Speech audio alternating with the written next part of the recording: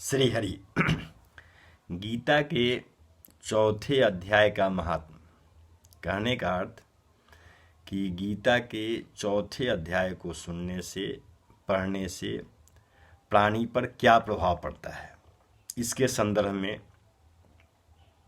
श्री भगवान कहते हैं, प्रिय, अब मैं चौथे अध्याय का महात्म बताता हूँ।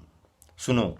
भागीरथी के तट पर वाराणसी मतलब बनारस नाम की एक पुरी है। वहाँ विश्वनाथ जी के मंदिर में भरत नाम के एक योगनिष्ठ महात्मा रहते थे, जो प्रतिदिन आत्मचिंतन में तत्पर हो आदरपूर्वक गीता के चौथे अध्याय का पाठ किया करते थे। उनके अभ्यास से उनका अंतःकरण निर्मल हो गया था। वे शीत उष्ण आदि द्वंद्वों से कभी व्यथित नहीं होते। एक समय की बात है, वे तपोधन नगरी सीमा में स्थित देवताओं का दर्शन करने की इच्छा से भ्रमण करते हुए नगर से बाहर निकल गए। वहाँ बेर के 2 वृक्ष थे। उन्हीं की जड़ में वे विश्राम करने लगे।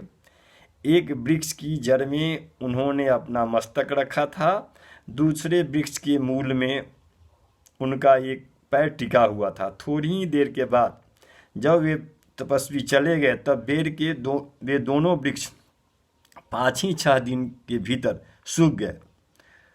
उसमें पत्ते और डालियां भी न रह सकी। तत्पश्चात वे दोनों वृक्ष कहीं ब्राह्मण के पवित्र गृह में 2 कन्याओं के रूप में उत्पन्न हुए।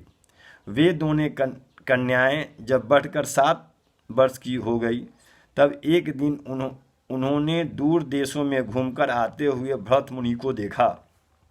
उन्हें देखते ही वे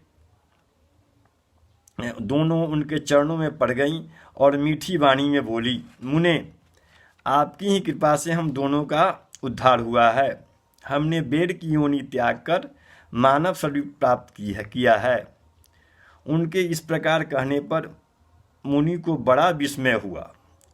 उन्होंने पूछा, पुत्रियों, मैंने कब और किस साधन से तुम्हें मुक्त किया था? साथ ही यह भी बताओ कि तुम्हारे बेर के वृक्ष होने में क्या कारण था, क्योंकि इस विषय में मुझे कुछ भी ज्ञात नहीं है। तो वे कन्याएं पहले उन्हें अपने बेर हो जाने की कारण बताती हुई कही, मुने, गोदावरी नदी के तट पर छिन्न पाप नाम का एक उत्तम तीर्थ है, जो मनुष्यों को पुण्य प्रदान करने वाला है। वह पावनता की चरम सीमा पर पहुंचा हुआ है। उस तीर्थ में सत्यतपा नाम का एक तपस्वी बड़ी कठोर तपस्या कर रहे थे। वे ग्रीष्म ऋतु में प्रज्वलित अग्नि के बीच में बैठे थे। वर्षा काल में जल की धारा में उनके मस्तक के बाल सदा भीगे ही रहते थे तथा जाड़े के समय जल में निवास करने के कारण उनके शरीर में हमेशा रोंगटे खड़े रहते थे। वे बाहर भीतर से सदा शुद्ध रहते समय तपस्या करते और मन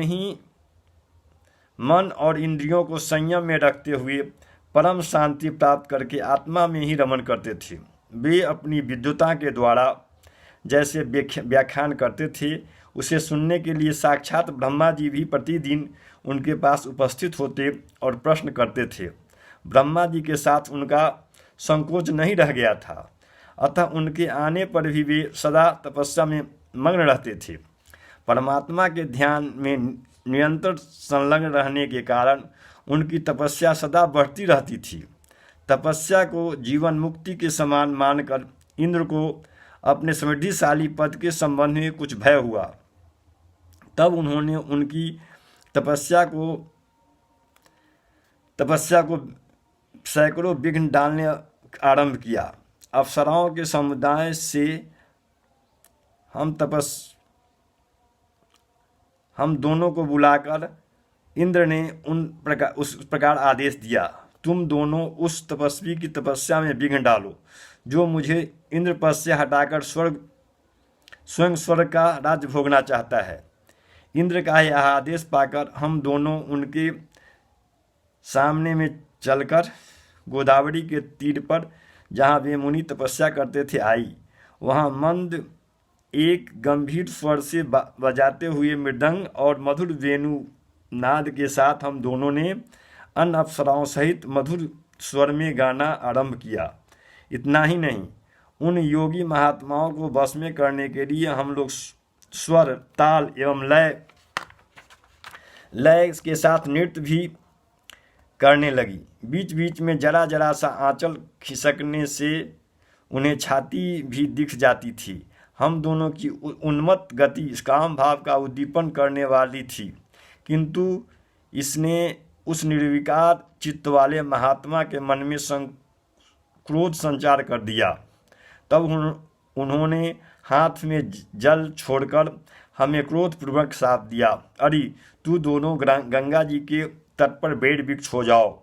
यह सुनकर हम लोगों ने बड़ी विनय के साथ कहा, महात्मन हम दोनों पराधीन थी, अतः हमारे द्वारा जो दुष्कर्म बन गया है उसे क्षमा करें। यूँ कहकर हमने मुनि को प्रसन्न कर लिया। तब उन पवित्र चित्त वाले मुनि ने हमारे शापोद्धार की अवधि निश्चित करते हुए कहा, भरत मुनि के आने तक ही तुम पर यह शाप लागू होगा।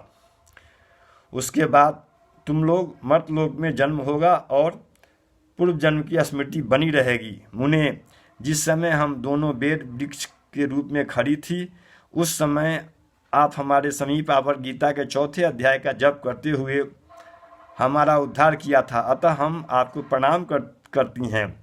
आपके केवल शाप से ही नहीं, आप भयानक संसार से भी गीता के 4 अध्याय के पाठ द्वारा हमें मुक्त कर दिया। भगवान कहते हैं, उन दोनों के इस प्रकार कहने पर मुनि बहुत ही प्रसन्न हुए और उनसे पूजित हो विदा लेकर जैसे आए थे वैसे ही चले गए। तब वे कन्याएं भी बड़ी आदर के साथ प्रतिदिन गीता के 4 अध्याय का पाठ करने लगी, जिससे उनका उद्धार हो गया।